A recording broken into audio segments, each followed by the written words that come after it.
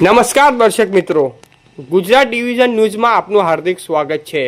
સમાચાર છે, પોક્સોના ગંભીર ગુન્હામાં સંડોવાયેલ આરોપીને ગણતરીના કલાકોમાં ઝડપી પાડતી સંજેલી પોલીસની સરાહનીય કામગીરી।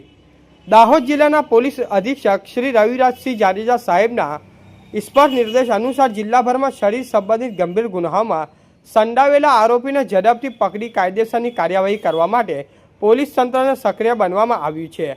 આ સૂચનાના અનુસંધાન નાયબ પોલીસ અધિક્ષક શ્રી ડી.આર. પટેલ જાલોદ વિભાગ દ્વારા ટીમો રચી આરોપીને ઝડપી પાડવામાં વ્યૂહાત્મક માર્ગદર્શન આપવામાં આવ્યું હતું। આ માર્ગદર્શન હેઠળ સંજેલી પોલીસ સ્ટેશનના પીઆઈ શ્રી જી.બી.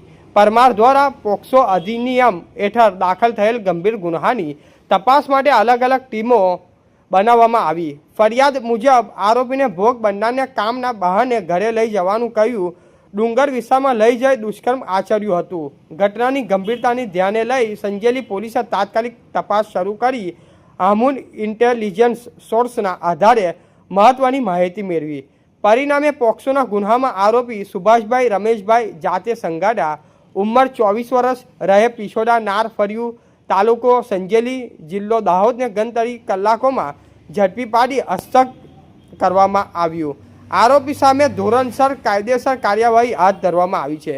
સંજેલી પોલીસે આ ઝડપથી અને અસરકારક કામગીરીથી જાહેરમાં સુરક્ષા અને વિશ્વાસની ભાવના મજબૂત બની છે। રિપોર્ટર વિપુલ કુમાર બારિયા, પીપલોદ। અત્રેના સંજેલી પોલીસ સ્ટેશનમાં એક બનાવ બનવા પામેલ હતો, જેમાં ભોગ બનનાર 13 વર્ષની ઉંમરની હતી। એને કલ્યાણપુર ગામે જંગલમાં ડુંગરા ઉપર લઈ જઈ અને શારીરિક અડપલા કરીને દુષ્કર્મ કર્યા બાબતની ફરિયાદ અત્રે સંજેલી પોલીસ સ્ટેશન આવતા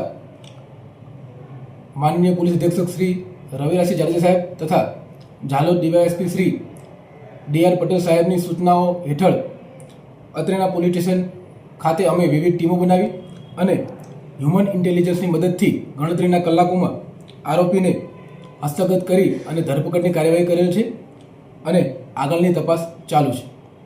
સમાચાર જોવા માટે ગુજરાત ડિવિઝન ન્યૂઝ ચેનલને like, share, subscribe, bell icon press button દબાવવાનું ના ભૂલશો। ધન્યવાદ।